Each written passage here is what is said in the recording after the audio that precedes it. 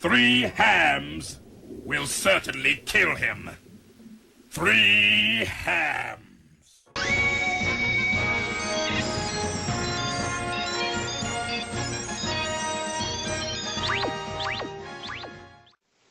Welcome to the Catboy Rants. Do want to apologize about last week. Got a little bit out of my gourd, and that's mostly because, of course, that crap movie. But going on, I'd like to talk about a show that I started watching first on Cartoon Network. It was one of those shows that came on Adult Swim. Back when Adult Swim was on at night. It was Toonami, but it was Toonami at night. So it's cool. And it wasn't just for kids. You had Big O, you had Dragon Ball Z, you had Outlaw Star. A lot of shows that, I gotta say honestly, it really was amazing that they actually got some of the shows that they did. And one of the ones that really caught my eye was Big O, also known as The Big O. No orgasm jokes. I got this as soon as it came out to DVD, and I gotta say it's great because it's all of season 1. And not only with that, but you get a nice little thing for this. Yeah, it was a complete collection. I'm sorry. I didn't spend the money for the whole, every CD only has like 4 episodes kind of thing. No. I wanted to go for the complete collection, because one of the things I hate in the world is when you go ahead and you put up your full collection out in the front room, and next thing you know, you forgot that one episode and it's sitting in storage. So you have to go find it, go through all your big old tubs full of anime, and after you're done, find out that, oh, it was in the front room, it was just not in the spot you wanted it. So I try to collect a lot of the collector series, complete collections. Bandai was really good about this, and when they came out with season 2, they did the same thing. And later on, they did the full series all together. Myself, I came a little bit later, got first season first, waited for the second season to come out. When the second season came out, I was freaking thrilled. And yeah, Big O. Now, the first thing I want to say is I'm going to go ahead and do this in a 2-parter. First, I'm going to talk about season 1, and next week I'm going to talk about season 2. Just because there's a big difference between the two. Season 1 is more, you have Roger Smith, the negotiator, and no, not that Roger Smith. No, he wouldn't be that one. But the negotiator is a guy who shows up, usually for a third party, shows up, gives money, tries to get something back from the other person, just like what a real negotiator is. Only in Big O, the whole thing behind Big O is 40 years ago everybody lost their memories, which is not a big deal for those of us who are 20-somethings. I'm not. But for those of them that were, in their 40s, or heck, if you're 80 years old, you just lost half your life. You don't know anything. You woke up and there's a person in the room with you. You don't know if that person is your mother, father, sister, brother. Hopefully, of course, you could tell because if they're man and woman. But other than that, you know what I mean. You don't know if that person there that is standing there smiling at you is your long lost love, the love of your life, or someone trying to kill you, and they don't know either. So in the end, you could have this whole life. I mean, the two of you could get married, have kids, have a wonderful life, and then when you get your memories back, find out this entire time you've been spending your time with the person that her whole memory is she was coming in there to kick your ass because you did something really bad to her. Maybe you cut in front of her in line. Maybe you went ahead and stole something. Maybe you strangled her baby to death. Whatever. You did something really bad to this person, and they want to kill you. But they have all this time with you. What do? Do you go by what the life that you led beyond that point, or do you go with what the life was before? And that's the whole premise behind Big O. Roger Smith, like I said, is a negotiator. He first starts negotiating for the return of someone's daughter, named Dorothy Wainwright. I will tell you one thing, and I'm going to show a picture of this. This is Roger Smith. He looks like Batman. And the funny thing is, the guy who actually did the voice for Roger Smith is the voice of Jamie from Mega XLR. I'm going to show a few pictures. Okay. This is Roger. This is Jamie.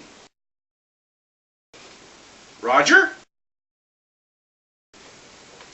Jamie. Now the voices sounded all right, but still, when you see Roger Smith, you don't think Jamie at all. Like I said, I think Batman. The voice actor is Stephen Bloom.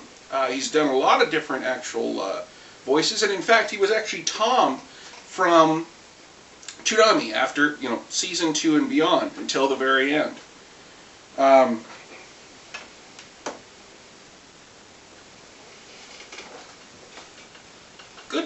Good voice actor. Nothing bad to say about it. It's just that kind of blew. I just had to tell you that it blew my mind that Roger Smith and Jamie both had the same voice actor. Now, as we go along in the show, each episode has its own little theme beyond it. It's got its own little. You can watch it and not really have to worry about the entire series for it. I mean, yeah, there's little things that go in, but not a lot really goes into the whole series. As episode 1, you have to watch episode 1 to understand episode 2. Episode 2, you have to watch. No, you can watch it in any order you want, except for, of course, the last couple episodes. We'll get into that why. You find out that Dorothy is actually a robot, android, and she had a copy, another portion of her as a big. Now I'll get into this a little bit. Roger Smith, like I said, is a negotiator. He controls a giant mecha known as the Big O. Now, in this series, only a few people can actually pilot these things called bigs. That's what they call them, is bigs. It's like calling mice smalls or ticks tinies. But you know what? I think it's could be just a translation thing. Wait a minute, no, it's not. It's not a translation thing.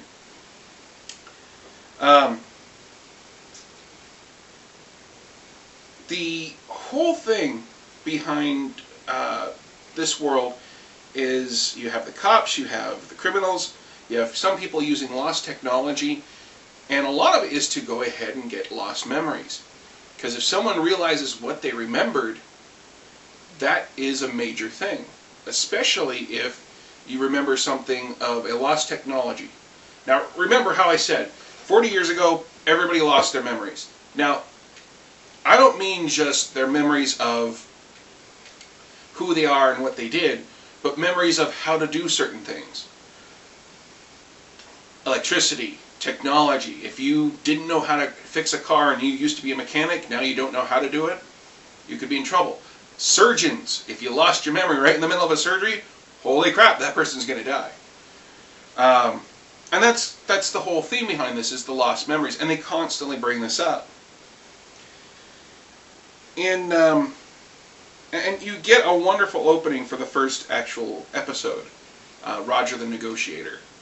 The car pulls in, it's very foggy, you see mist everywhere. It's just brings you back to an old time of, this is our character, Roger Smith. He is coming in to do his job, and that's about it. This is why I also thought this was Batman in a different world. I'll play it for a little bit, not much.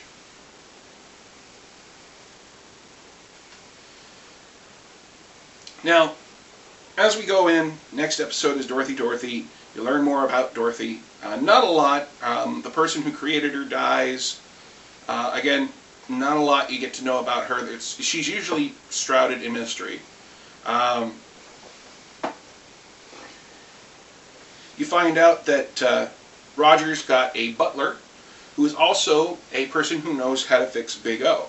He doesn't know how he knows how to do this, he just knows. It's his forte. I'd like to think of him as Alfred, but this would be Alfred if Alfred was Brock Samson.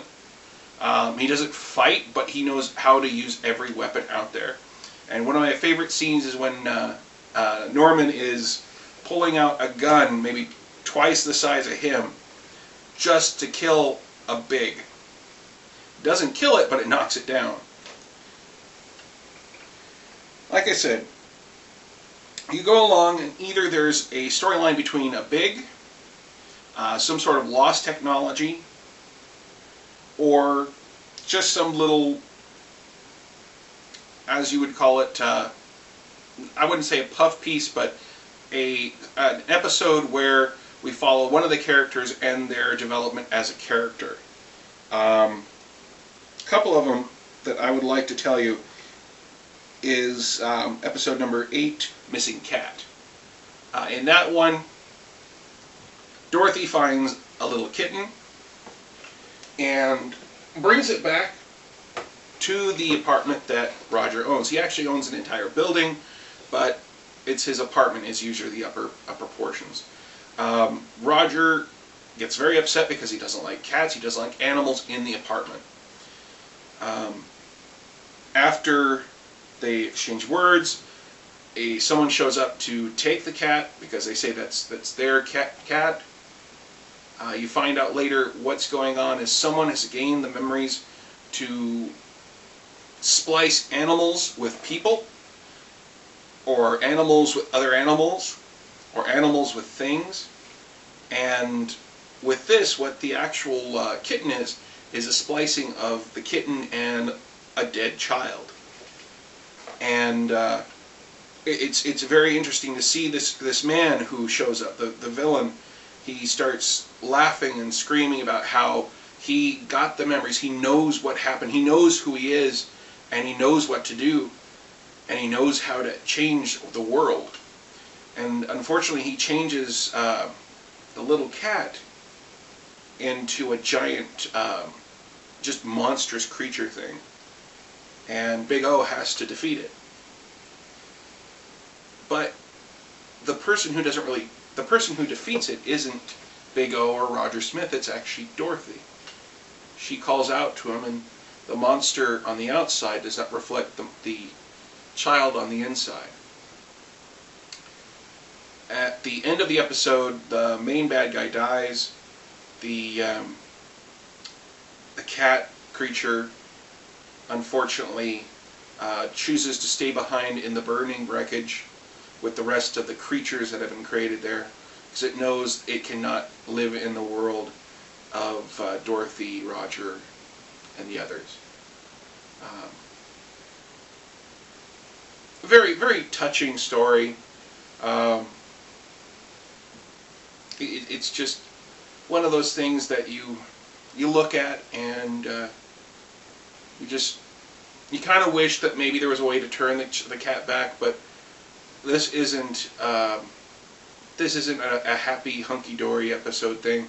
This is kind of dark, and it gets very dark in a lot of episodes. Now, a few episodes like that. One is, of course, Call from the Past.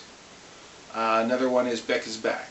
You find out different things about different characters. One, you've got the main police officer who used to be Roger's old commander. Now he's running the show himself. In Call from the Past, he's getting memories of, he's having a dream about a little boy and a little girl watching a movie that can't really remember. And the little boy and the little girl are watching this movie, and she's got a red balloon, which isn't very significant, but it's this dream that keeps on haunting him over and over and over again, and he doesn't know if that movie was real or fake, or if it was just a part of his dream. We'll come back to that for season 2. Beck is a character that I like for this because he is one of the main villains, and he makes mecha, and he actually has memories of how to do it. So instead of making this wonderful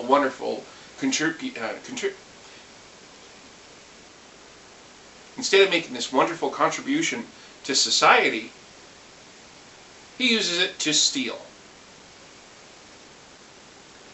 Now, I also mentioned one other character, Schwarzwald.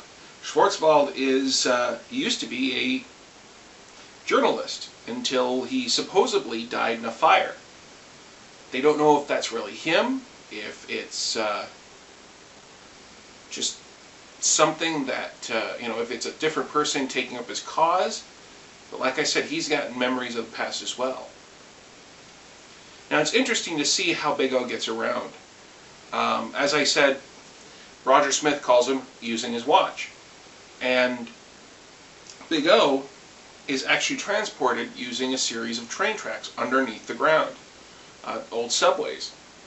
And that's way it can actually go ahead and go wherever it needs to go, pop up from underneath the ground, fight whatever it needs to fight, go back underground, and go back to its hangar bay. It's interesting that this would actually come up, that this would actually be in the series itself. They actually explain how he gets around, unlike, you get some other series that the robot shows up, you don't know why. One of my favorites is Gigantor. Gigantor is an old Japanese anime about a schoolboy who has a remote control to a giant robot named Gigantor. I actually watched some of the newer versions versus the older versions. There's older versions going back almost to the point of Astro Boy. But in Gigantor, they never really explain how Gigantor gets where he's going. There is some times where they say, yes, he's following the little boy because he's got the remote control, but not always. It's just, he just appears. And it's nice to know that in an anime, they actually show you the little things. Like, this is how he gets there. Now, I'm not explaining how he gets there when Roger Smith is out of town and it's in the country. Like when they fight the Leviathan. But at least they give us that much. Final thought on season 1? Definitely watch it. It's something, like I said, I've enjoyed. When I watch it now, I think about the old times watching Toonami later at night or early in the morning, depending on my work schedule, and thinking, this is a great show. That and Batman needs to get back in the suit. Till next time, remember, next week, season 2. Or as I like to call it, the mind fuck. See ya.